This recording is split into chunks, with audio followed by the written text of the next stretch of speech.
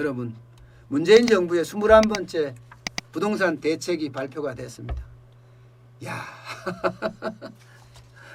웃음이 절로 나옵니다. 참 허탈한 웃음이기도 하고 어이없는 웃음이기도 합니다. 부동산 정책은 굉장히 간단한 정책인데 워낙 어렵게 접근을 하니까 21번씩이나 대책이 나오죠. 아니, 부동산 정책은요, 수요와 공급의 원리만 그냥 알면 쉬워요. 왜 수요와 공급의 법칙을 무시하면서 규제하고 때리고 금지시키고, 아니 공급을 늘려야지 자꾸 수요를 막으려고 드니까 이 부동산에 문제가 생긴 거 아니겠습니까? 그런데도 불구하고 또 규제예요. 또 규제. 오는 8월부터는요, 수도권이나 광역시 거의 모두예요. 거의 모두. 아파트 분양권 사실상 전매가 금지됩니다. 사실상 말입니다.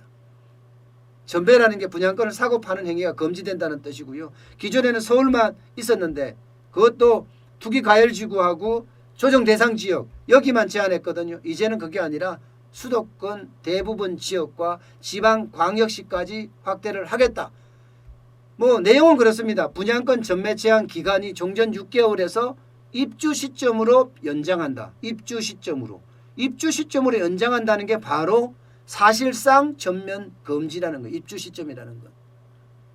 일반적으로는요, 분양권 전매가 가능한 게 종전 6개월이었으니까 아파트 투자를 받아서 6개월 안에 사고 파는 거예요.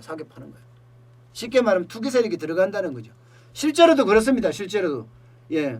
2017년 이후 지난해까지 수도권과 광역시에서 대부분 분양권이라고 하는데 분양 청약 경쟁이 20대 1이었습니다. 20대 1. 그러면 당첨자 4명 가운데 1명. 예. 4명 가운데 1명이에요. 4명 가운데 1명. 당첨자 4명 가운데 1명은요. 분양권을 되팔았습니다. 20대 1인데 당첨자 중에 4명 가운데 1명은 분양권을 되팔았어요. 그러니까 이게 실수요자가 아니고 투기자, 뭐 투기자라고 해야 되는지 모르겠지만 저는 투자자라고 항상 이야기를 하는데, 투자자들이 분양을 받은 거다 때문에 여기에 철퇴를 가해야 된다 하는 게 국토교통부의 입장입니다. 그래서 민간 택지를 공급하는 아파트 모두에다가 전매 제한 기간을 6개월에서 소유권 이전 등기일까지 확장을 한 거죠. 그렇게 되면 전매 금지가 되니까요. 규제죠. 또 규제. 거미줄 규제라고 제가 계속 말씀을 드렸는데 부동산은 이렇게 정책을 펴면 진짜 안 돼요. 저도 기자 생활을 하면서 국토교통부를 출입을 해봤습니다. 그때마다 저도 이야기했던 게 있어요. 국토교통부의 관리들을 만나면 그때마다 공급이 우선입니다. 수요자가 필요한 곳에 공급을 해주는 게 최우선입니다. 무조건 수요자가 필요한 곳에 해줄 수는 없지만 어느 정도의 어떤 비율을 주면서 다른 곳도 공급하는 게 방법이지 않겠냐고 이렇게 이야기를 그동안은 해왔습니다. 그런데 문재인 정부 들어서는 그냥 인상 아니면 금지, 이게 부동산의 어떤 트레이드마크입니다. 인상은 뭐예요? 공시지가 인상해서 부동산 세금 다 인상하는 거고, 금지는 대출 금지, 뭐 이런 대출 금지만 있는 게 아니잖아요. 양도소득세 뭐 이런 거 좀 낮춰주면 되거든요. 거래세 낮춰주는 거, 거래세 인하 금지, 뭐 여기도 금지예요.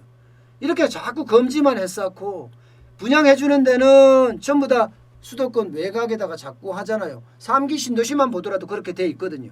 그러다 보니까요, 이게 수도권은 금지 규제니까 수도권은 사람들이 물건도 안 나오고 투자하기도 힘들고, 게다가 자금 조달 계획서까지 써야 돼요. 자금 조달 계획서를 쓴다는 것은 정부가 사실상 부동산 거래에 대해서 허가를 한다는 뜻이, 허가를. 사회주의하고 똑같은 거죠. 너 집 사라 마라, 그거하고 똑같은 겁니다. 자금 거래 계획서를 내라, 자금 조달 계획서를 내라는 것은 실제로 지금 그거 하고 있습니다.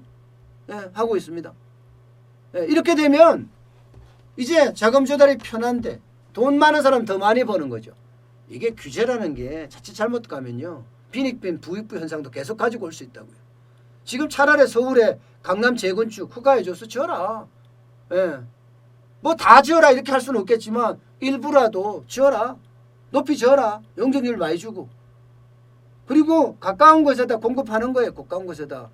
얼마 전에 발표했던 용산. 지금 용산 난리죠. 용산 철도 정비창 지금 재개발한 통개발한다니까 난리잖아요. 지금 그 근처가. 예. 이런 게 많아지면 부동산 가격 올라가겠어요? 저는 수요가 있는 곳에 공급을 하면 부동산도 충분히 잡을 수 있다고 저는 생각을 합니다. 실제로 이명박 대통령 때 그런 일이 많았고요. 예, 그런 일이 많았고요. 공급을 많이 했잖아요. 예, 공급을 보금자리 주택 말입니다. 그런 게 필요하거든요. 그런데 지금은 막무가내예요, 막무가내. 그러니 이렇게 아파트에 대해서 지금 부동산에 대해서 21번째 대책이 나왔습니다만은 아직도 어떻게 될지 모른다는 이야기까지 나올 정도잖아요. 그만큼 예, 문재인 정부의 경제 정책, 특히 또 부동산 정책도 규제 중심의 통제 중심의 어떤 경제가 아닌가, 저는 그런 생각을 참 많이 하게 됩니다.